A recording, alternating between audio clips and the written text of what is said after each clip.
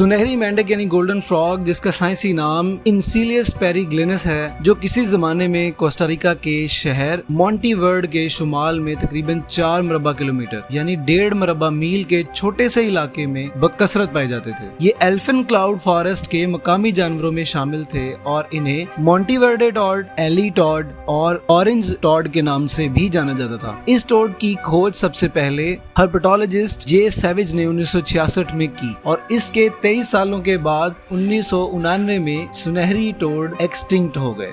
Golden Tod बुफिनाइडी यानी true toads के खानदान की 500 स्पीशीज में से एक है। इसके नर मेंढक ऑरेंज जबकि मादा ब्लैक, येलो, रेड, ग्रीन और व्हाइट कलर्स में भी पाई जाती है। इनकी जिल्द मुलायम होती, इसके नर चमकदार ऑरेंज कलर रखते जो मादाओं को अपनी तरफ अट्रैक्ट करने के लिए काम आता। फीमेल्स गहरे चारकोल कलर पर मुश्तमिल होती जिस पर ऑरेंज कलर की आउटलाइन मौजूद होती।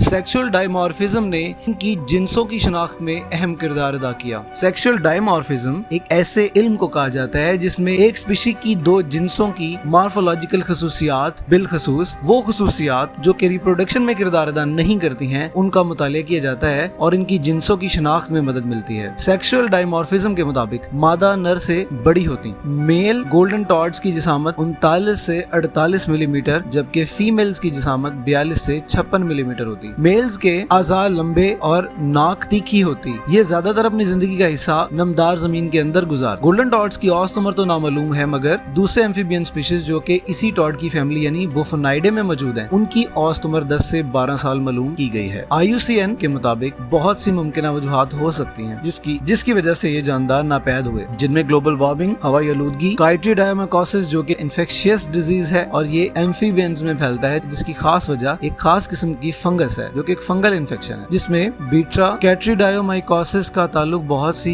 एम्फीबियन स्पीशीज जो कि वेस्ट नॉर्थ अमेरिका में पाई जाती थी, इनके नापैद होने की सबसे बड़ी वजह है। अगरचे 1899 में इनकी एक्सटिंक्शन को कंफर्म कर दिया गया था, लेकिन जैसा कि हम जानते हैं कि एम्फीबियंस साजगार हालात होने पर ही जमीन पर आते हैं और ब्रीडिंग करते हैं और अपने अंडे देते हैं, जिससे इनकी नई नस्ल पैदा होती है। नामुनासिब हालात जैसा कि टेम्परेचर में इजाफे, नमी में कमी, पानी की pH में तब्दीली जैसे मसाइल होते हुए एम्फीबियंस बाहर नहीं आते और साजगार हालात होने का इंतजार करना पसंद करते हैं और हाइबरनेट हो जाते हैं, यानी एक तवील अरसे तक के लिए जमीन में खास कंडीशन में आराम करते हैं। जब हालात साजगार होते हैं तो हाइबरनेशन से बाहर आकर फिर से ब्रीडिंग करते हैं और अपनी तादाद बढ़ाते हैं। कहा जाता है कि गोल्डन टॉड्स मुमकिन तौर पर हाइबरनेशन के अमल में भी हो सकते हैं। अगरचे इस बात के कोई पुख्ता शवाहिद मौजूद नहीं है, लेकिन ये थ्योरी 1899 से 2029 तक यानी 40 सालों तक वैलिड रहेगी, क्योंकि अगर यह हाइपोथेसिस दुरुस्त साबित हुई तो गोल्डन टॉड्स 2029 तक हाइबरनेशन के अमल से बाहर आकर खुद को जाहिर कर सकते हैं। लेकिन ये भी हकीकत है कि 1899 से 2024 तक ऐसे कोई शवाहिद हासिल ना हो सके और गोल्डन टॉड्स को आज तक नहीं देखा गया। आपको क्या लगता है कि गोल्डन टॉड्स सच में एक्सटिंक्ट हो चुके हैं या हाइबरनेट कर रहे होंगे? अपने ख्यालात का इजहार कमेंट सेक्शन में जरूर कीजिएगा।